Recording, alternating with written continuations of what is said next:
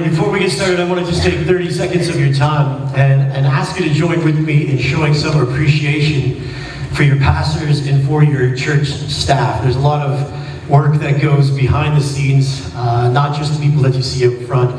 But if you love your pastors, if you love the staff of Summit Drive Church, would you stand with me and give them a round of applause?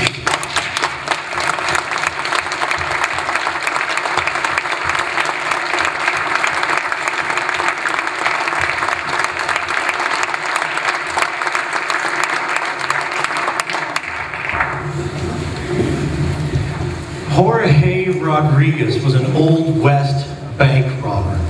Rodriguez was so successful that the Texas Rangers established a special force to try and stop him. Late one afternoon, one of the special Rangers saw Rodriguez slipping back into Mexico and trailed him at a discreet distance. He watched as the outlaw returned to his home village and then went into his favorite cantina to relax. It was then that the Ranger slipped in and managed to get the drop on him. With the pistol in hand, he said, "Jorge Rodriguez, I know who you are. I've come to get back all the money that you've stolen from the banks in Texas. Unless you give it to me, this will be your last day on earth." Well, Rodriguez could see the man's badge and he could discern the hostility of his intent. But there was a problem. He didn't speak English. He began speaking rapidly in Spanish, but the Ranger couldn't understand what he said because he didn't speak Spanish. Well, just then a boy came up to them and said in English, "I can help you. I speak both English and Spanish. Would you like me to be your translator?" And the Ranger nodded, and the boy quickly explained to Rodriguez everything that the Ranger had said. Nervously, Rodriguez answered, "Tell the big Texas Ranger that I had not spent a cent of the money.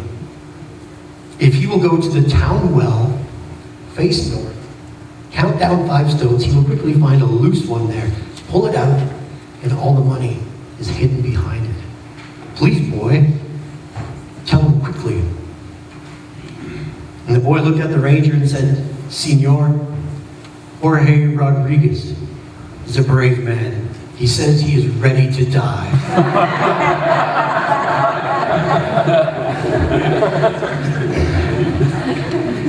That is one example of people communicating but not connecting.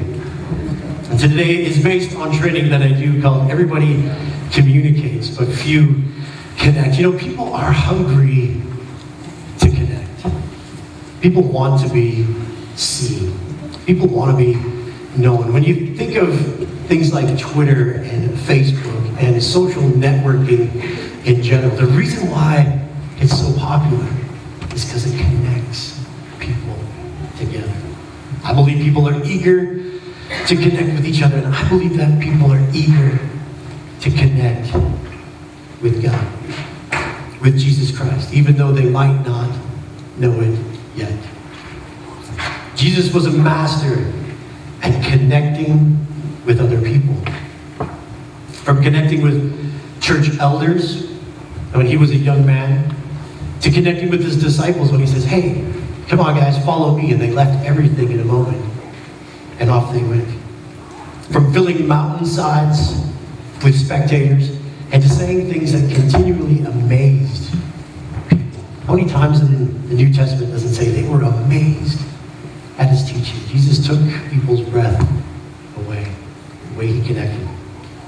He connected with humanity like no one else since. Connecting is about joining Jesus on mission as we all grow in wisdom and stature and in favor with God and with man. So first, if you want to reach into your bulletins, there's a handout for you. I'm going to go and give you 5 connecting principles, foundational truths that help us to understand how to connect with each other better for the sake of the gospel.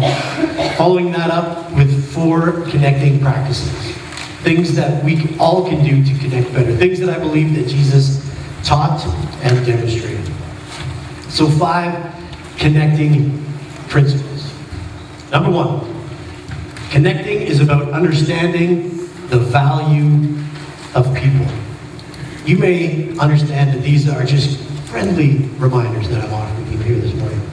The ability to connect with others begins with understanding the value of people. Jesus saw the value in people, like Peter, the fisherman. Jesus saw the value in the person that he touched with leprosy. He saw the value in the woman caught in adultery, in the bleeding woman. Jesus saw value in people that nobody cared about. Now, John 3:16 is a famous verse. And I want you to just think about it for a half second in terms of connecting. For God so loved the world that he gave his one and only Son, that whoever believes in him shall not perish but have everlasting love. God so loved the world. That's how much he values people. That's how God values people. That's how God values my neighbor. That's how God values the taxi driver, the bank teller. How much do I value my neighbor? When you look at somebody, do you see a 3 out of 10 on their head, maybe? Maybe you judge them and you think, and you look at them and you know them a bit and you think, 5 or 6 out of 10. Or maybe it's a 9. I would hazard to guess that God sees tremendous value in every person that he looks at. And maximizing each moment for the sake of the gospel is first and foremost about seeing the value of people. It's just a friendly reminder. Number 2, connecting is about others. John Maxwell says, I was trying to get ahead by correcting others, but I should have been trying to connect with others. There's 3 quick reasons why we don't connect. The first reason why we don't connect is I dare say, immaturity. We haven't taken the time or put in the effort to figure out how to connect very well with other people. The second reason why we don't connect is ego. You know, sometimes you're just sitting there and you're thinking, I don't really want to talk to that person. Or worse yet, I don't really want to connect with that type of person. Lastly, the third reason why we don't connect is insecurity. I don't want to reach out. I don't want to connect. I don't want to put myself out there because it might not be reciprocated. It might get rejected. But the second point is it's about others, not about us. So instead, I want you to focus on 3 questions. And this is the bottom line. If you get anything out of today's sermon, it's these 3 questions. These are 3 questions that people are always asking about us. You could be in business, you could be in the church, you could be in education, sales, you name it. These are 3 questions that people need answered when you were talking to them. Number 1, do you care for me? Number 2, can you help me? And number 3, can I trust you? It makes me think of Peter's question to Jesus back in Mark chapter 10, verse 28. Peter speaks up and says, we have left everything to follow you, Jesus. What's in it for us? And Peter wraps up in one question, these 3 questions. Jesus, do you care for me? Jesus, can you help me? Jesus, can I trust you? Of course, for Peter, the answer is yes. Connecting principle number 3. Connecting is more than words. Your actions speak so loudly that I can't hear your words. We've heard it told to us time and time again that 90% of what we say and the impression that we give has nothing to do with what we say. Nothing to do with the actual words that we use. Can you tell when somebody has tuned you out? They don't have to say, I'm tuning you out now. You both know when it happens. They're gone. They're glazed over and it's finished. All right?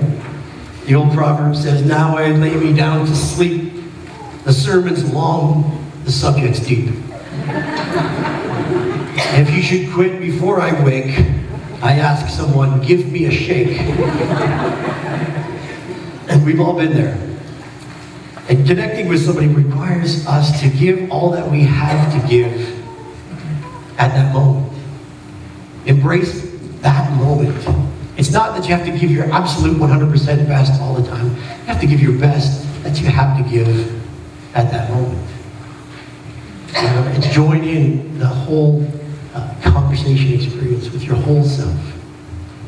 Consider these things and then we'll move on. If I communicate something I know, but something I don't feel, my communication is dispassionate. If I say something I know but I do not do, my words are theoretical. If I say something I feel but I don't know anything about, my communication is unfounded. If I say something I feel but do not do, my communication is hypocritical. And lastly, if I say something I do but do not feel, my communication is mechanical. Closely related to reaching out to others is connecting principle number 4. Connecting takes initiative. Connecting takes energy on our part. If we're going to reach out to those around us and take hold of every opportunity we can for the sake of the gospel, it's going to take initiative and energy on our part. If connecting is about other people, if it's about reaching out, if it's about helping those grow closer to Christ, it's on us to show initiative and to show energy. It takes energy to just walk across the room. Matthew 4:23, read it for you quickly. It's not something that you usually speak about, but this is what it says. Jesus went throughout Galilee, teaching in their synagogues, preaching the good news of the kingdom, and healing every disease and sickness among the people. For over a decade, I've been teaching the be with principle that Jesus demonstrated. Jesus demonstrated the idea and the importance of being with people. He went to their weddings, went to their funerals, went to their parties, went to their workplaces. He went to their synagogues. He went where the people were, and eventually the people went to where Jesus was. Great Commission says, go and make initiative and energy. It's not the incarnation of God. Jesus is God with skin on. Is that not the ultimate form of taking initiative on God's part? Number 5, connecting is a skill. Connecting is something that we can all learn. And this is just a refresher. Have interest in somebody that you're talking to one-on-one. Place value on that person. Know that something amazing could happen in that moment. Put their interests ahead of our own. Express gratitude to and for one another. Famous words are seek first to understand and then to be understood. And Dan Geddard has taught me how to do this a little bit better. He said he's had to untrain Christians along the way. He's had to untrain them on how to listen to people that don't share our faith so that we can understand where they're coming from first. And that's a skill that can be learned by anyone. 5, connecting principles lead us to 4 connecting practices. This is the how-to section. This is your application. This is so what? What do we do about what we know? Well, number 1, first connecting practice is seek common ground. Practice seeking common ground.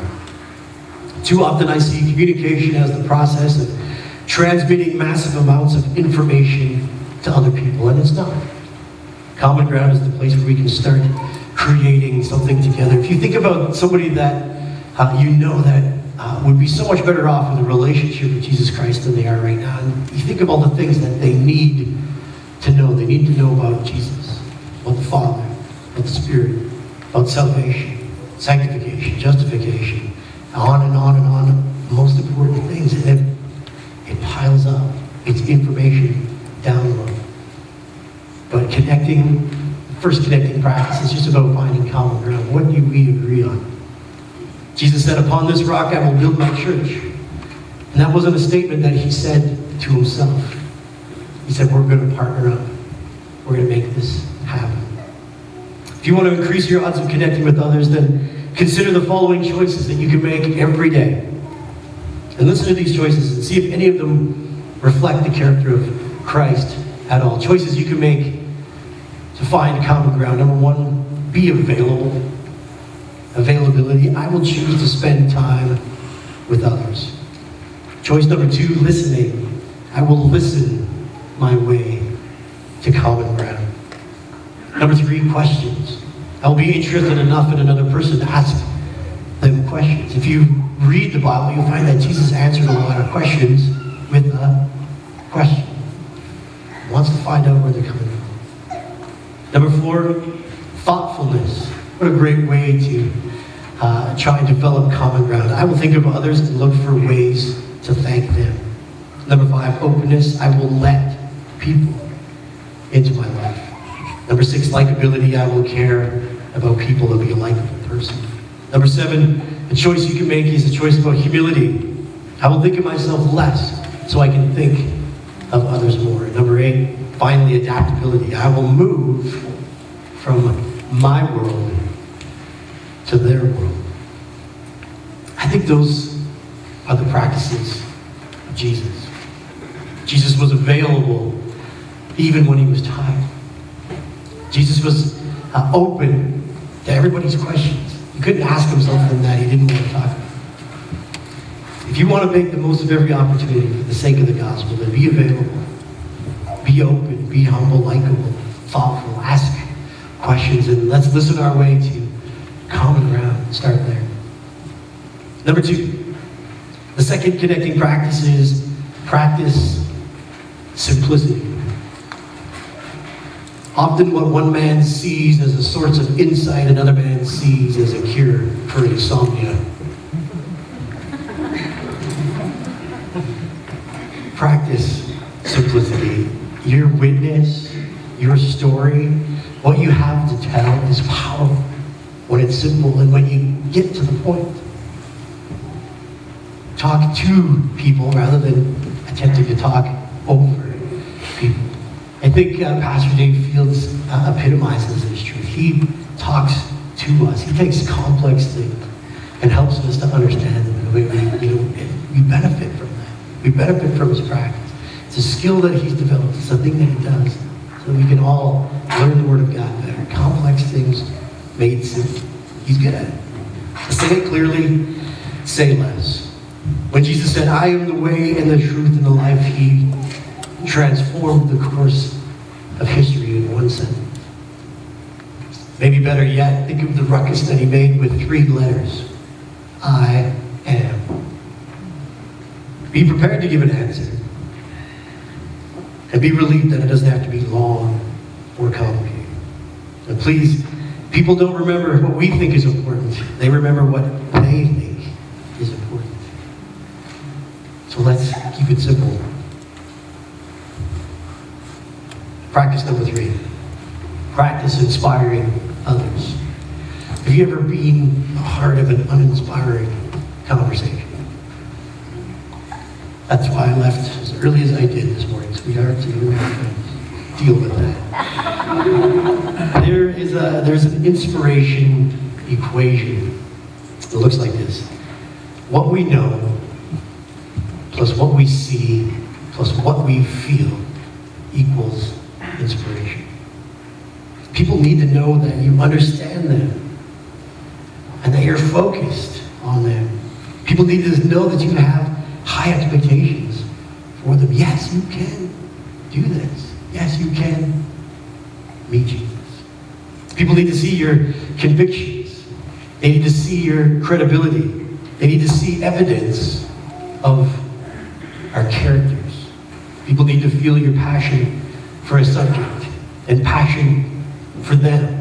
It's not like I want you to go and think of people as projects or people as targets. People want to know that you care about them, that you value them, that they are valued by God. People need to feel your confidence in yourself and your confidence in them. Others want to feel your gratitude for them. People will not always remember what you said or what you did, but they will always remember how you made them feel. It's the reason why we can recall music and lyrics and songs for decades. It's because of how they make us feel. Number 4, connecting practice. Number 4 is practice integrity. I think that goes without saying. As time goes by, the way people live outweighs the words that they use. Integrity communicates consistency. Integrity communicates influence. We are the message of the gospel with Christ in us. And I was writing those words down when I was preparing this, and Harry's name came to mind. As time goes by, the way Harry has lived is far outweighed the words that he uses, not to minimize his words. But we learn from him by who he is. To maximize every opportunity for the sake of the gospel, we need to do more than connect. We need to keep on connecting. And we can only do that if we live out what we communicate. So in conclusion, let me read John chapter 20 for you. Verses 24 to 31. Now Thomas called Didymus, one of the 12, was not with the disciples when Jesus came. So the other disciples told him, "We have seen the Lord." But he said to them, "Unless I see the nail marks in his hand, put my finger where the nails were, and put my hand into his side, I will not believe it." A week later, his disciples were in the house again, and Thomas was with them. And through the door, though the doors were locked, Jesus came and stood among them and said, "Peace be with you." Then he said to Thomas, "Put your finger here. See my hands. Reach out your hand and put it into my side. Stop doubting and believe." And Thomas said to him, "My Lord and my God." Jesus connected with Thomas. First of all, he goes where Thomas is. He shows up where he's hanging out. In the midst of him, he says, "Peace be with you." If you look back that past week that the disciples have been going through, the past 10 days even, it was the trial of Jesus, the crucifixion, the resurrection. It was people, the stone had been rolled away, people had gone in there and the body was gone, and then people had seen Jesus, and Thomas is like one of the last guys. Everybody's seen him, but me, I don't believe it. In the midst of that, I dare say there was some anxiety in that group. Jesus comes in and establishes common ground by saying, "Peace, peace be with you." And he says to Thomas, simply, "Put your finger here." He didn't have to say anything else. Put your finger here. It's a simple message.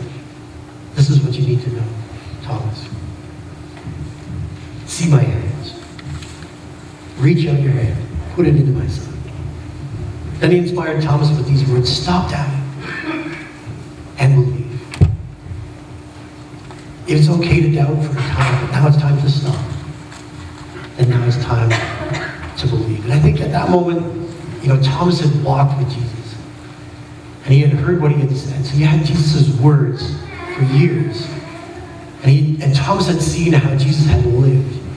And now he'd seen the resurrected Jesus standing in front of him. And all of these things had lined up perfectly. A life of integrity where his words and his actions and who he was came into perfect alignment in front of Thomas at that moment. A life lived with integrity. Thomas's reaction, I think, is priceless.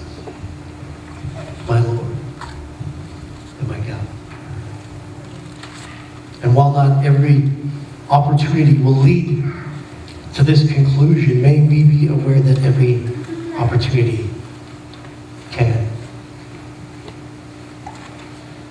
Last week, Pastor Dave Fields used this quote: "The church that takes Luke's words to heart will be a community of mercy. Church will be a community of love. Be a community that actively seeks the restoration of fallen people. Will be a community that reflects the character of the God who called that church and that community together." So let's understand and practice connecting to help continue to make that a reality here at Silver Drive Church. Would you pray with me? God, we are grateful for your salvation, for what you have done for us. God, we've all had that moment where we've run into you and thought, my Lord and my God. Lord, may we be people that you use to connect with others so that they may have that same experience. May we value people the way that you value them. May we see them the way that you see them. God, may we follow you with great abandon and yet not leave others behind. God, thank you. We praise you.